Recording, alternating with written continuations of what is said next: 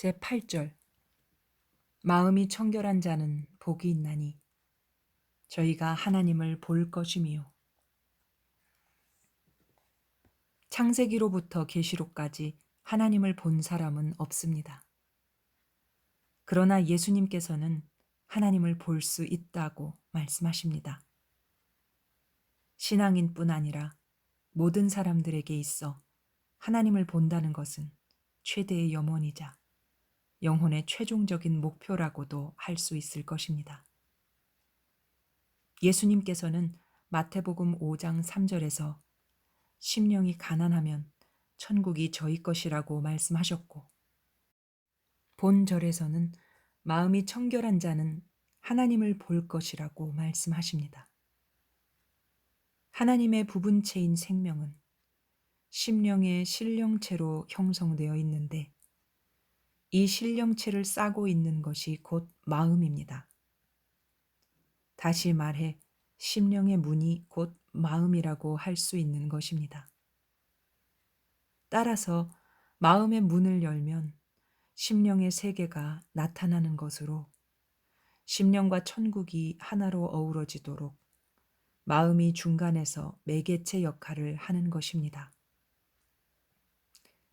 그러나 죄악이 침투하여 마음과 생각과 육체에 어지럽고 혼란하고 지저분하게 줄기를 뻗고 있기 때문에 심령에서는 하나님을 간절히 갈망하고 사모하며 보고 싶어 하지만 볼 수가 없는 것입니다. 그래서 예수님께서는 마음을 청결하게 하라고 하신 것입니다. 마음을 청결하게 하는 것은 성령의 충만함을 받아 진리의 생명의 조직적이고 체계적인 말씀들이 죄악의 엉겅퀴와 가시떨기들을 뽑아내고 손상된 마음 문을 태초에 주신 본래의 모습으로 돌이켜 놓을 때에 가능해지는 것입니다.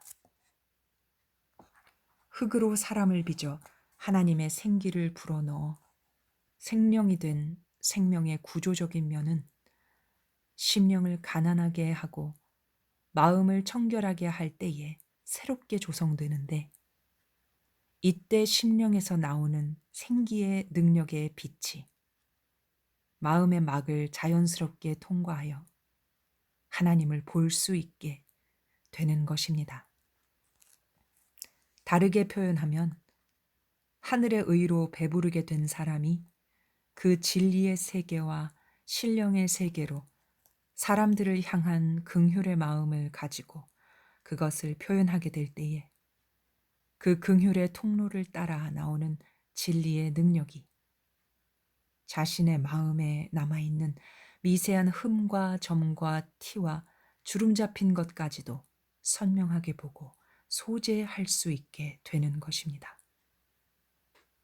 심령의 가난함이 마음을 통과하여 하나님을 보기에 이르기까지는 마음 판이 청결하여 하나님을 가리는 그 어떠한 것도 남아 있어서는 안 되는 것이지요. 그러기 위해 심령에 베어지는 천국의 세계를 긍휼로 나타내며 거듭하여 진리의 능력을 입어 마음을 소재하고 청결히 하는 것이 필요합니다. 예수님께서는 사람 속에 있는 신령한 영과 하나님과의 만남을 철저하게 중보하시는 것이므로 제자들이나 무리들이나 상관없이 마음을 청결하게 하기를 원하고 계신 것입니다. 하나님 보기를 진정으로 원한다면 먼저 마음을 청결하게 해야만 합니다. 죄악의 찌꺼기가 티끌만큼 작은 먼지 하나라도 없어야 할 것입니다. 우리 속에 남아있는 죄와 허물이 아무리 작고 미세할지라도 그것으로 인해 하나님을 보는데 선명할 수가 없고 잘 보지도 못하는 것입니다. 우리의 마음에서 마주대하여 보듯 선명하게 하나님을 보는 순간까지 단계 재생의 상황을 받아들이며 찾아 들어가야 합니다. 선한 양심이 하나님을 찾아 들어가 청결한 마음으로 하나님을 볼 수 있게 말입니다. 제9절 화평케 하는 자는 복이 있나니 저희가 하나님의 아들이라 일컬음을 받을 것이미요. 앞절에서 마음이 청결한 자는 복이 있나니 저희가 하나님을 볼 것이미요 라고 말씀하신 것처럼 하나님을 마음에 본 자는 하나님의 마음을 소유하게 됩니다. 하나님이 영과 혼과 육의 전 영역에 자리 잡는 것을 통해 그동안 우리의 지체가 먼저 화평을 이루게 되는 것이지요. 먼저는 하나님과 내 영혼 육 사이에 화평하며 그러한 것들이 나아가 생명과 생명 사이에 화평하고 또 하나님이 지으신 온 우주 만물과 화평하게 되는 것입니다.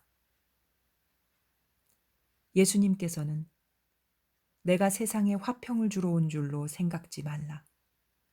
화평이 아니요 검을 주러 왔노라 라고 말씀하신 바 있습니다. 이것은 심령에 하나님을 두지도 않은 채 세상에서 타협하며 살아가기 위한 화평이기 때문입니다.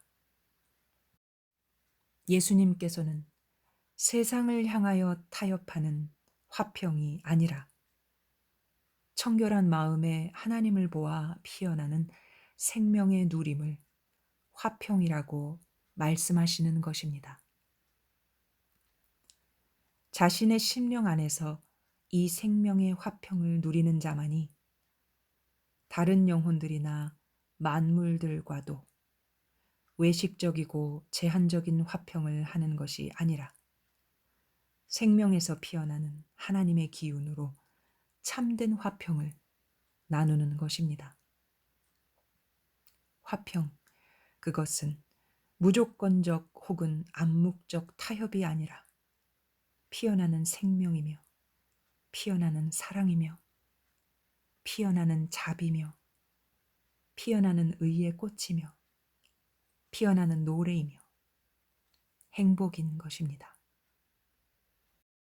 그러하기에 야고보서에서는 화평케 하는 자들이 화평으로 심어 의의 열매를 거둘 수 있다고 하시는 것입니다.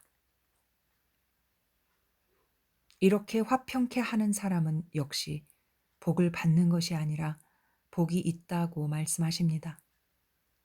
또한 그러한 사람들이 곧 하나님의 아들이라고 일컬음을 받게 된다고 말씀하십니다.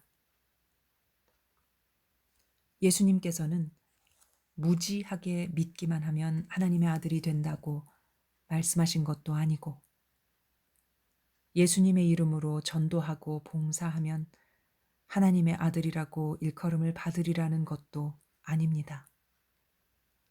다만 화평케 하는 자에게 하나님의 아들이라는 일컬음이 올 것이라고 하였습니다. 그러나 이것도 아직은 일컬음 그 자체일 뿐이지 하나님의 아들이 된 것은 아닙니다.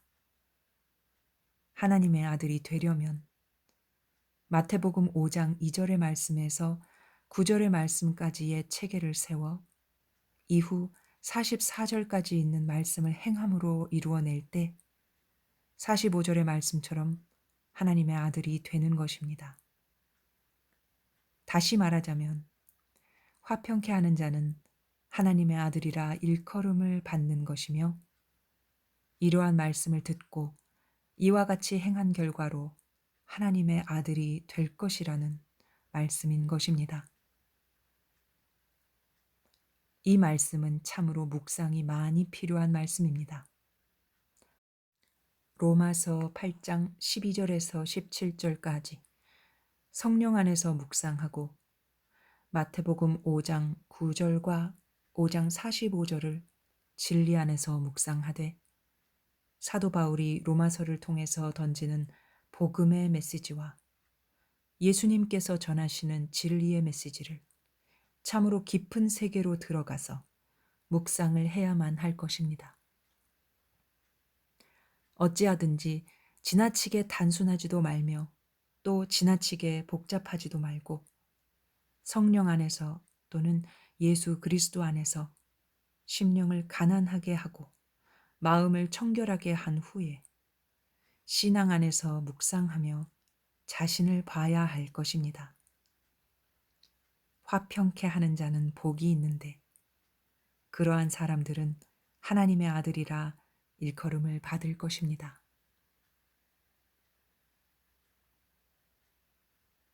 제10절 의를 위하여 핍박을 받은 자는 복이 있나니 천국이 저희 것임이라. 의란 죄가 하나도 없는 움직이는 신령한 활동체로서 하나님의 본체를 선으로 정의를 내릴 때 선한 부분체라고 지칭되는 하나님의 신격체입니다. 사단의 부분체로 나타난 악의 활동체에 대한 반대 개념이라고 할 수 있으며 언제나 선의 후광을 받은 의인은 악의 후광을 받은 사단을 이기기에 넉넉한 것입니다. 그러나 언제나 사단의 영향력을 받은 악에게 거센 도전을 받게 됩니다. 선은 본체이며 의는 활동체로서 전능하신 하나님의 신성을 이 땅에서 절대적이고 아름답게 표현할 수 있는 것이 곧 의인 것입니다. 의는 본체이신 하나님의 세계를 간접적으로 표현하시는 행동이자 언어이며 노래인데, 다시 말해 하나님의 삶을 이 땅 위에서 나타내시는 표현인 것입니다. 이 의는 성경에 나타난 바와 같이 악의 영향력인 죄에 사로잡혀서 대부분 힘을 제대로 쓰지 못하고 가두어져 있었던 것을 알 수 있습니다. 그러나 악의 번성함에도 불구하고 성경에는 몇몇 사람들의 삶 속에서 보여지는 의의 꽃을 볼 수가 있습니다. 욥이나 다니엘, 노아, 이러한 사람들 몇몇을 통하여 의가 무엇이며 의에서 나타나는 의의 꽃이 무엇인가를 겨우겨우 직관하며 깨우쳐 올 수 있었던 것입니다.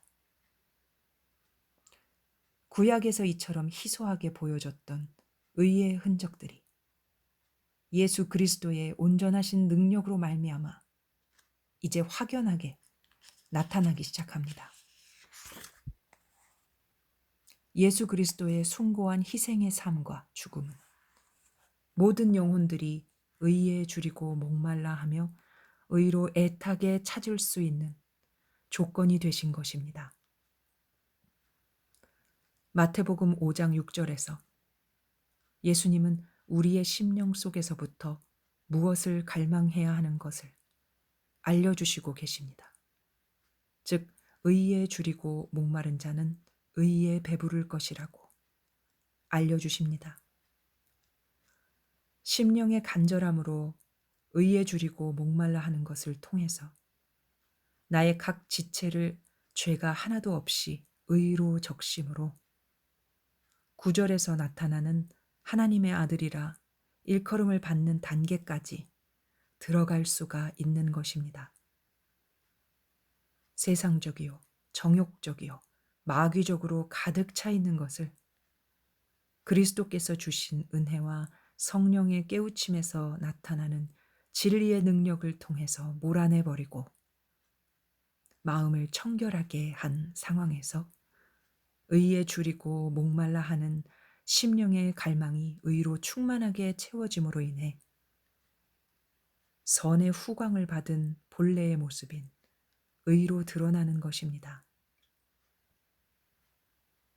그러므로 하나님의 아들이라 일컬음을 받게 되는 삶의 자존감을 부각함으로 의를 확실하게 세워 하나님의 선하신 영광스러움을 이 땅에서 빛나게 하는 것인데, 이를 위해 오직 의를 위하여 핍박을 받기 시작하는 것입니다.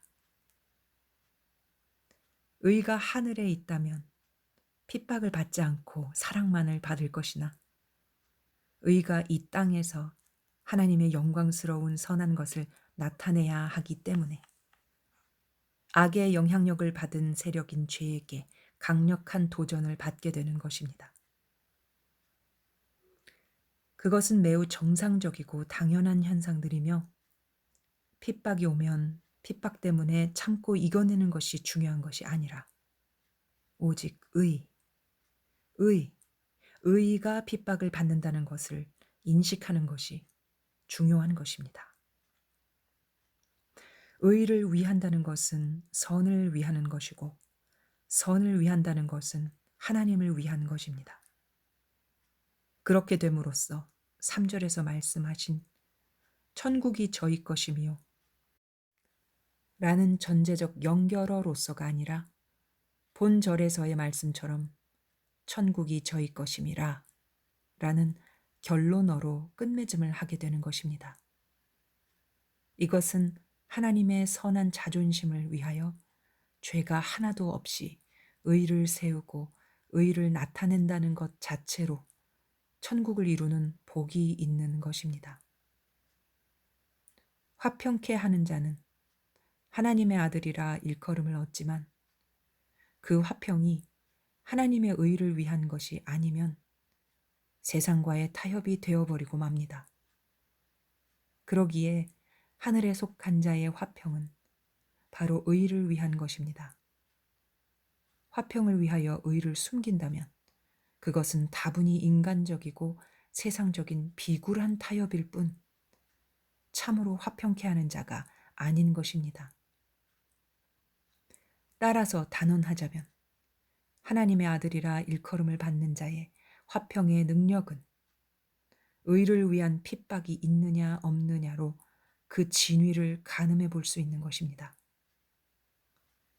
의를 생각 속이나 마음 속에 가두어 둔다면 핍박은 언제나 승리의 비웃음을 웃을 것입니다. 왜냐하면 손 쓸 필요도 없이 생각과 마음 속에 의가 스스로 가두어져 자멸하고 있는 모습을 보일 테니까요.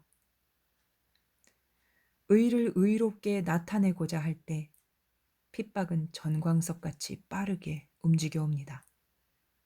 그때 의는 능력을 발휘하여 의의 행위를 통해서 핍박에게 실패의 쓴 잔을 마시게 해주어야 합니다. 핍박이 영원히 의로움에 접근하지 못하게 말입니다.